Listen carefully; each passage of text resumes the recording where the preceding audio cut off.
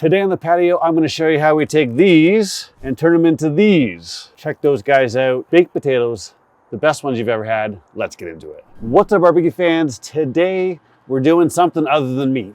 Shocking, I know. It's not too often I do things outside of meat, but we're not going too far. We're just going to do some baked potatoes. I'm going to show you how to make baked potatoes the way I've been doing it for a very, very long time with a couple twists that I've learned over the years. We're not starting with anything special. We just got some Idaho potatoes. I found these prepackaged. The one thing I look for is ones that were similar size, just to help ensure that they're all done around the same time. Get these guys open. As you can see, we got some smoke flowing here. We have fired up the Yoder already. I just did that before we started rolling. We're using some Bear Mountain hickory pellets today. We'll talk about that in a second. And I set the Yoder at 400 degrees. So we're gonna use some hickory. I already have hickory in it, but I wanna use some hickory because I've told you guys many times, past 275, you don't really get a ton of smoke flavor. We're at 400, so I'm gonna use a little bit of a heavier wood just to help get a little bit of flavor in here. I don't expect a ton of smoke flavor. Smoked potatoes are difficult to do. I find they don't take on a ton of smoke unless you just smoke the heck out of them for an extremely long time. We're not doing that today. We're just gonna make some damn good baked potatoes. So, first things first. Got our potatoes, we've got a knife. We're gonna take some wedges out of here, okay? Get yourself a sharp knife. Don't make the wedges too wide, but make them deep. Here's a kind of piece we're taking out. I'm gonna go a little deeper. And if you got bigger potatoes, you can probably get 3 of them.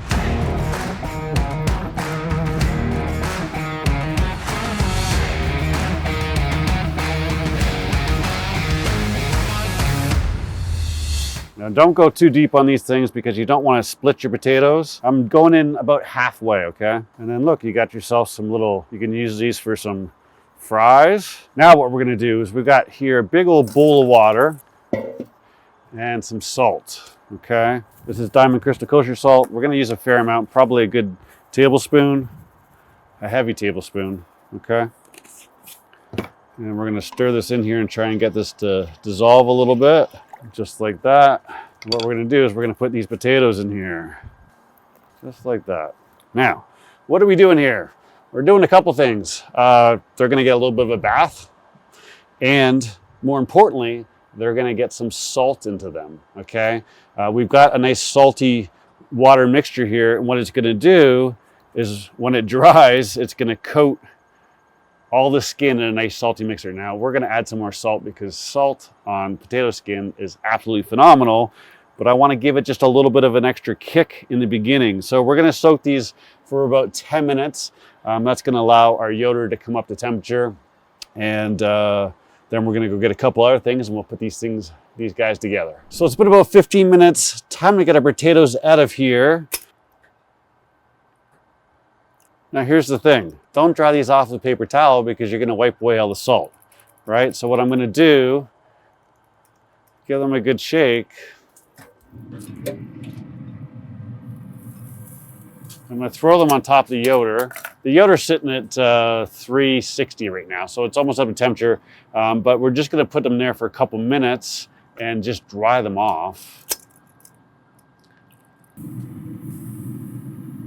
I'm gonna stagger them. I want the air to be able to kind of go across them.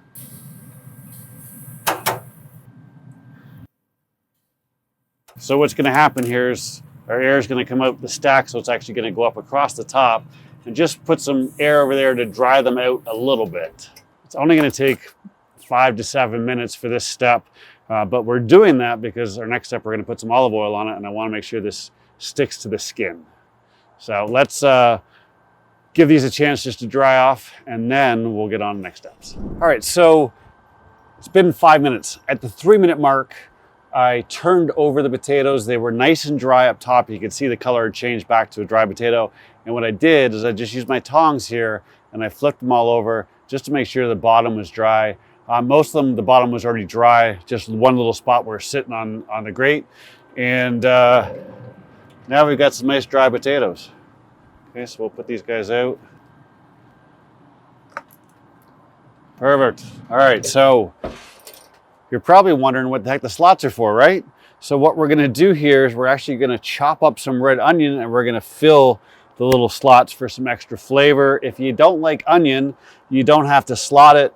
Just do the salt and water trick, and you'll have yourself a potato without onion. But I like onion. I've been doing this for, I don't know, 25 years or something like that. I've been doing it a long time.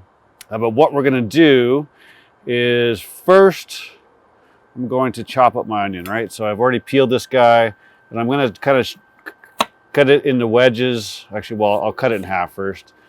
And then what I'm trying to do here is I'm trying to cut the perfect wedge here.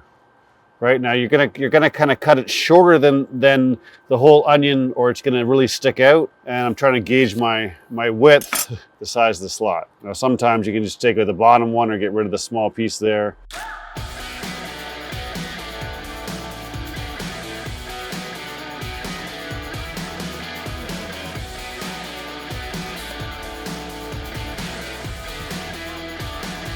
Sometimes you're gonna have to just peel off the top layer if it's sticking out a little too far. Now remember that the potatoes are gonna shrink a little bit as they cook. So now what I'm gonna do is we're gonna put a little bit of olive oil on the bottom so we get some good coverage there. And you could use regular salt. Today I'm using some Jacobsen salt. This is garlic and black pepper infused salt. And give yourself a generous coating. Then we're gonna transfer this to the top over here. Not too close to the stack, okay? I don't want to make them cook too quick on the outside and they'll get too crispy. Remember, you can get some on the bottom as well. If you really want to do a couple more steps, you could salt them all before you put the onions on them. But we're gonna have enough salt on there regardless. So you can see here what I've done is I've just grouped them together. I've given them lots of room, and we're 8 inches away from the stack, so we're not gonna. This is a hot spot, which is handy in some instances, but I don't want the outside to get too crispy before the potatoes are cooked. So now what we're gonna do is we're gonna let these guys go for a good hour and 15 minutes. In the meantime, I'm gonna go make some bacon because, as we all know, bacon makes everything better. You don't need to see me fry some bacon. You've probably done it a million times. So I'm gonna do that in the meantime. And then when we come back, I'm gonna show you how to tell that your potato is properly done, and we'll put it together and give it a taste. All right, so it is officially the afternoon, so cheers. Our potatoes are done. It's been about an hour and 25 minutes. What I did at the hour mark, I moved them from the top down to the bottom, directly over top of the firebox on the Yoder. It's on the left. And that just will help crisp up a little bit and get us up to temperatures. So the question is how do you know when your potato is done properly? Well, most of us just do the squeeze test and say, oh, it's soft. The proper temperature is between 205 and 210. Anywhere in there, you're gonna end up with that nice fluffy potato we're looking for. We put a little bit of work in these, so you might as well temp them. I already have. I'm gonna pull them off here.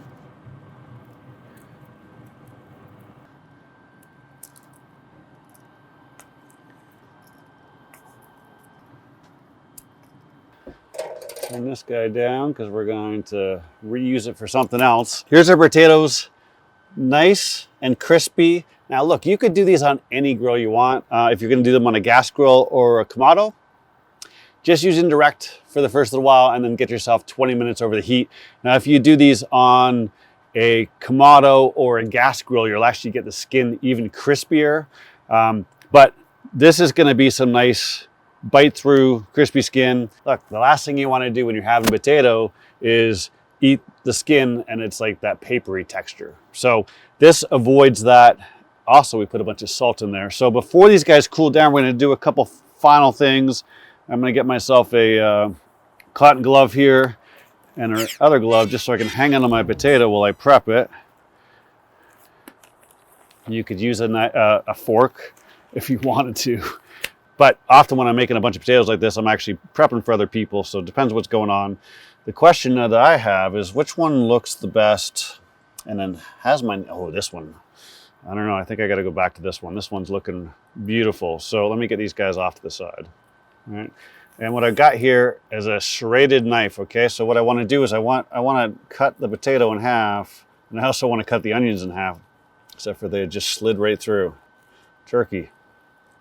There we go. All right, so now what happens when I open this up? It's crispy. There we go. We're going to take our onions and we're going to put our onions back inside here. And we've got some nice flavor. The flavor's already done its thing for the slots here, but now you can actually enjoy eating these onions as you break through everything. All right, so now we've got this. Put these guys back in here. Now, because I was directly over the firebox, the bottom is actually quite crispy. That's why this thing was holding together so well. But that's going to add some nice flavor to it. But look, we got a little bit of onion inside there that you can eat a little bit with every bite. We've also put together a plate of goodness here. Now listen, put your cheese on first if you're going to have cheese. There's nothing worse than going to a restaurant, having a loaded baked potato, and they take ice cold cheese and put it on the potato, and you're chewing on cheese while you're having your potato. I purposely let this sit out for a good 30 minutes before I did anything. I want my cheese to melt. I want it to add some flavor, not texture, to my light, fluffy potato that I'm looking for. Then I got some bite-sized or some potato-sized pieces of butter here that we're going to put on top. And all I'm going to do now is I'm just going to let this melt. We'll use the heat of that potato and we'll melt this in. This part requires a little bit of patience. We got to wait for everything to happen. And then what I've got here is I've got some bacon bits. Told you guys I was going to make those. A little piece of onion was super, super tasty. We've got some green onions here, which we're going to put on top. You can use some, deck of those called Drawing a Blank. I bought some and they didn't smell very oniony, so I got rid of them. You know, little small, tiny strands of onion. It's escaping me. Simply turn off the camera, I'll remember. But anyhow, top your potato how you like, right? The secret here is that we've got some salt in here. Now we've got some melted cheese, we've got some butter, we got a little bit of smoke, and we got some crunchy skin. We're just gonna let this melt a little longer, and then I'll finish topping this guy up, and we'll give it a try. Chives is the word I was looking for. I knew it was on the tip of my tongue. As soon as I turned off the camera, it came to me. While I was waiting for this to cool down, I did take the liberty of putting some sour cream, some bacon, and some green onions on this guy. And then I took my knife and I just kind of chopped it up a little bit, make sure that butter got in there. But I can't wait any longer because I am hungry. Got a little bit of everything there.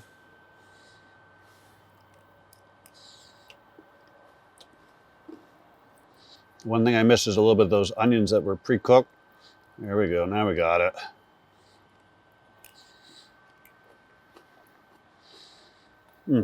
That, my friends, is an amazing baked potato. If you go through this process, I'd be willing to bet you it's one of the best baked potatoes you've ever had. Full of flavor. The skin is going to be delicious. Remember, all the nutrients is in the skin. Mom and Dad always told you growing up. Eat the potato, cut up that skin, and it's going to be mouth-watering the entire bite. Hopefully, you enjoyed the video. If you did, please give it a thumbs up. Don't forget to subscribe. If you're looking to step up your pellet grill game, I got you covered. Here's a video right here. Thanks as always for watching. I'll see you soon.